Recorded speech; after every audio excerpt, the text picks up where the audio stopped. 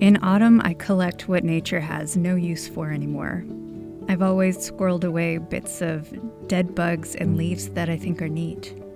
When I was in elementary school, I used to pick off the leftover cicada shells I'd find on trees.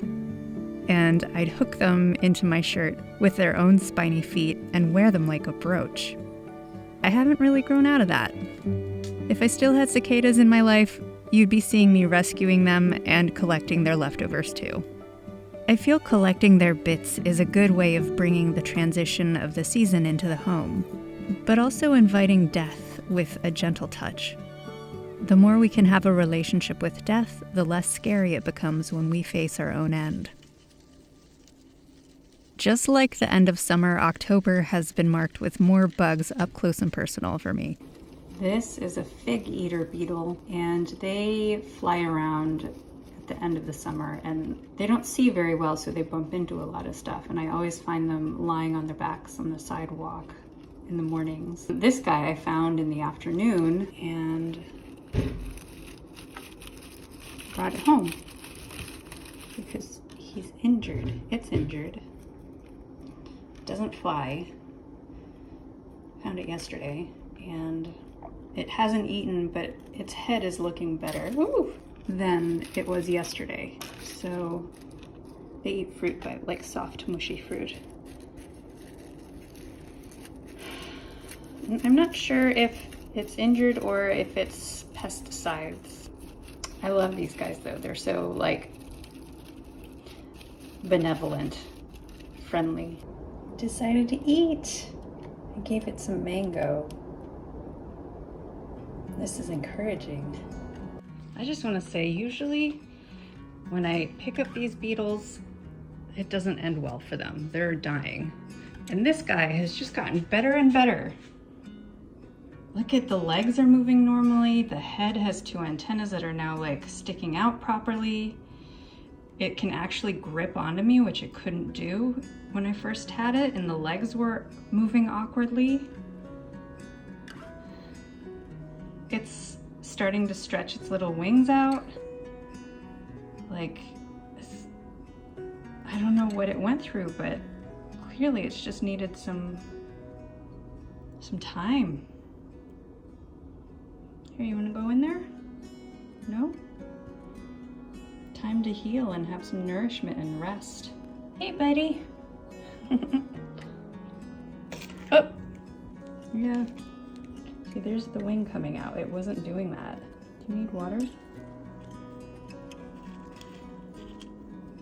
Here, have some mango. Mango and avocado. Nope, does not want that. It gets really a lot more active when I interact with it though, versus being on its own, just scooting around. It definitely has a will. This makes me so happy. All right, it's flying. Oh, yeah, buddy. Let's go outside.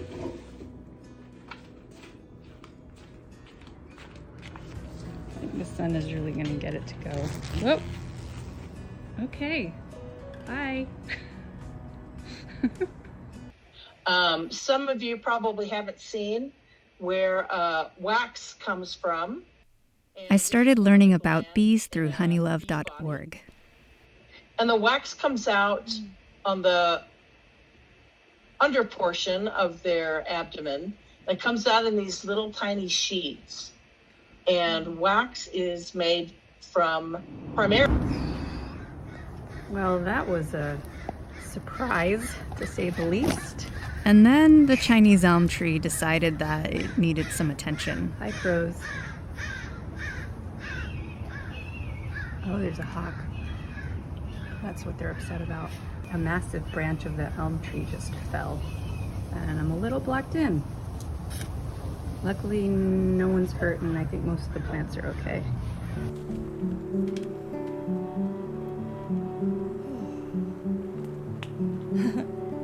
Wow.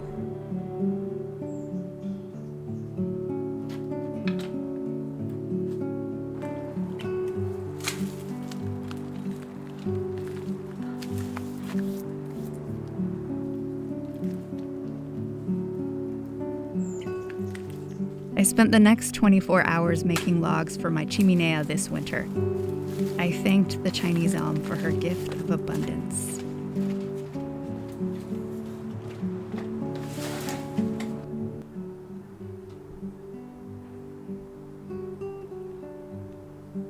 I've managed to clear out a pathway and get quite a bit of it trimmed back.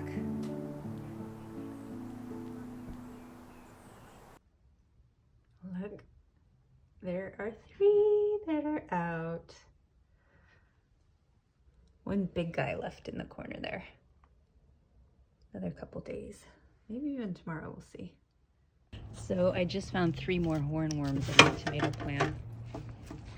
So I need sticks for them to hang out on. These guys are smaller.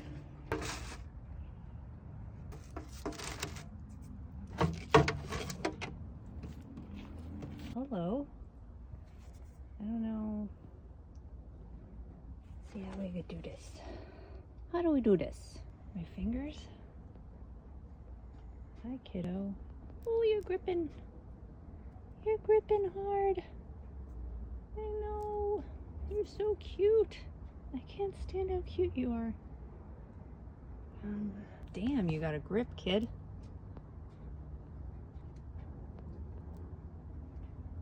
Come on.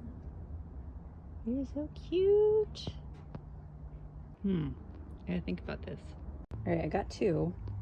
These guys have monster grips, though. I've got first legs off. Come on. Oh, there we go. It's giving a little bit. Just trying to get him to walk on my finger. All right, we had to build some trust, but we got it. Took a few minutes. Kind of perturbed, but I finally understood I was not here to hurt it. So let's put it back in the... Hi! Would you like to hang out here with your brethren? I'm gonna get you food, okay?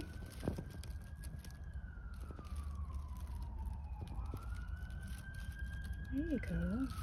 Good job. Wow. This is cool.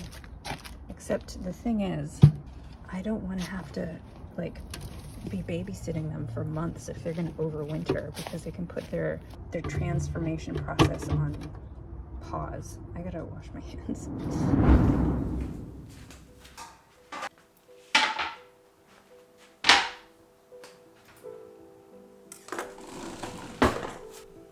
I found this absolutely fantastic recipe for butternut squash lasagna that I'm going to make as I continue talking.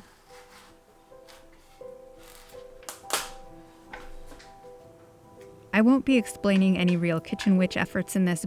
However, I will say this lasagna can correspond to any number of things depending on your intention. Abundance, health, protection, love, luck. I personally, though, think it naturally lends itself to a spell for health and love myself. You can find a link to the recipe in the description if you want it. Squirrels.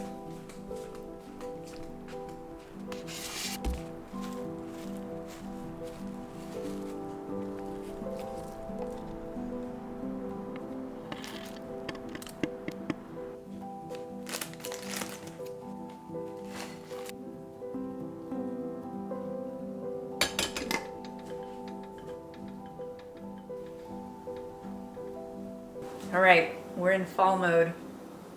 So I have a little secret to tell you. For someone who adores autumn and loves everything about it just about, I do not like pumpkin, squash. I don't like eating them. But this is the first recipe that I found with a squash in it that I'm like really gung-ho about. So I'm very excited about this discovery. I do love pumpkins. I love carving them. I love, scooping them out and giving the seeds and the flesh to the animals out there. That's what I use them for.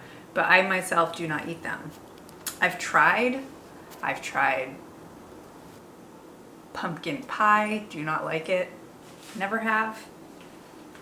However, give me a good sweet potato pie and I'm all over that. When it comes to kitchen witchery, I am much more inclined to do that in the fall and the winter. It's all about the cozy, right? Like cooking, reading, getting all bundled up. This is hot. We're gonna drain the almonds now. Yay! I think I'm gonna go grab some more fresh basil from the garden. Be right back. Basil. I put in fresh basil the first time I made this, and I remember thinking I needed to put more in, so this is what we're doing.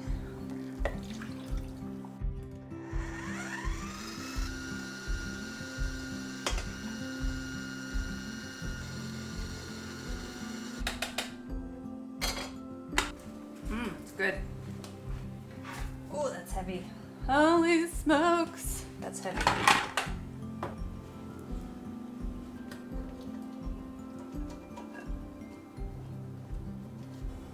Got a squirrel trying to come in because the door is open. They think if my door is open, it's food time. Like they can just come in and be like, hey, where's the food? Or just get it themselves. That's the other thing they like to do, is get the food themselves. They have knocked over glass jars that I had the nut mix in. They have chewed up the lid of the Tupperware I had the nut mix in. Like they really know exactly where it is and go for it. Yeah, hold off the screen, kid. Squirrels are funny. Yeah, I see you. The cafe is not open. And there's probably like 3 squirrels that like to come in my house. Willa, obviously, is the one who has the most comfort level with me. 1, 2. Hey! Out! Out! No. See what I mean? Just like learning plant profiles by interacting with and spending time with a particular plant, we can do the same with the fauna we encounter too. Learning about their lives and their requirements to be happy and healthy give us perspectives, new perspectives, and teaches us empathy. While many witches like to focus on the herbs, this witch also enjoys communing with creatures and learning about them, and of course helping them. Doesn't say to add a second layer of cheese, but I highly recommend it. Oftentimes that means putting my own perspective to the side and learning to understand how they see the world. I find this to be a kind of shape-shifting.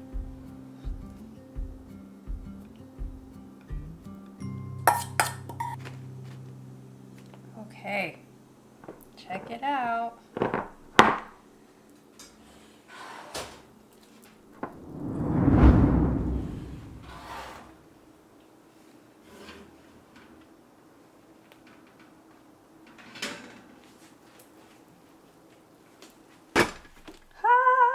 Yummy.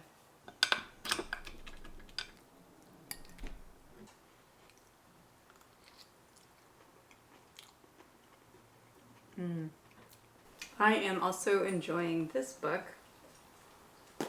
Celtic Hedge Witchery. I have just a little bit more to go and I'm finished with it. It's different than my own practice, but there's actually a lot of similarities in terms of where she goes. My practice is not like strictly Celtic. It has Celtic influence and I draw a lot from different Celtic practices, but I would never label my own practice as specifically Celtic. There's just stuff that I do that she also does, which is cool. I like seeing that. It's a bit validating, you know, especially when you're working with your own practice that comes from you, where you're in your own personal gnosis, because that's what she explains, is this is her own personal gnosis. This book is about her practice, so it's cool when you see parallels between what you're doing and what somebody else is doing when it comes from personal gnosis. I'm starting to make these cards that I can use in my grimoire or for spells. And this particular one I'm going to use in a spell. Because I don't have an image of a dove, and I don't have a dove feather, so I'm just going to use this. I'm going to look for the deer card in here because I like these. This is the Wild Unknown Animal Spirit deck. I don't believe that there is a dove in here at all, but there is a deer, I know that for sure. Find it and use it in the spell. There it is. Boop! So I've got images of my animal spirits that I'm going to be using. Dove. Ooh. Deer.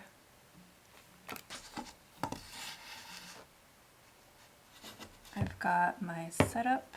Yeah, so I'm just prepping to do a spell, and what I'm doing is using a sigil that I created for the community for peace and protection, and I'm going to do a spell to encourage peace and protection. And if you'd like to join in on this spell and do it as well, or use your own spell with the sigil, totally invited. The more we use the sigil, the more powerful it becomes. And you can use it out and about, you can use it on yourself, you can use it on the astral. There are so many ways to use a sigil. So what I'm doing is I'm bringing in deer and dove, upside down dove, using the sigil here, and I've got my herbal ingredients here too.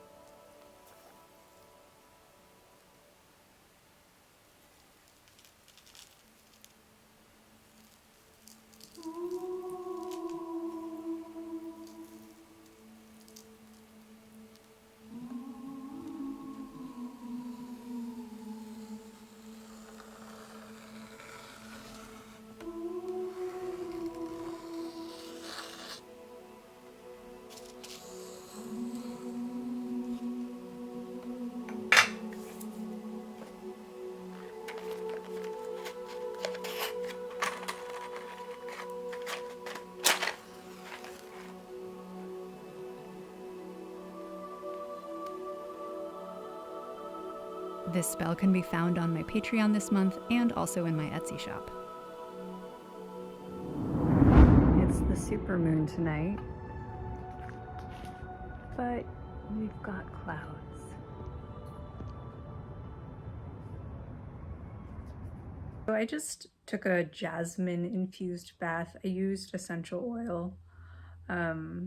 Jasmine is associated with the moon, and because it's a super moon tonight, I thought I would just invoke the qualities of Her Majesty. And I did it to enhance the effects of the spell I've been working on for 3 days. This is the Peace and Protection spell. Hi, Birdie. Hi, baby girl. Because I wanted to drop more deeply into this evening and utilizing and harnessing the moon energy that's abundant tonight, even though we have an overcast. I sat in the bath water and let myself melt into the pool of jasmine essence that I was bathing in. And then my intention was to elongate or empower this working. Hence, I am here at my magic cabinet. I don't know, this just feels like the right place to be tonight. What I'm gonna do instead is sit down and do a visualization. I actually have this really cool visualization that I posted on Patreon that's like where you walk from your door to the shore and you stand under the full moon beams, moonlight, and you breathe in conjunction with the waves crashing. It's really beautiful. I love it.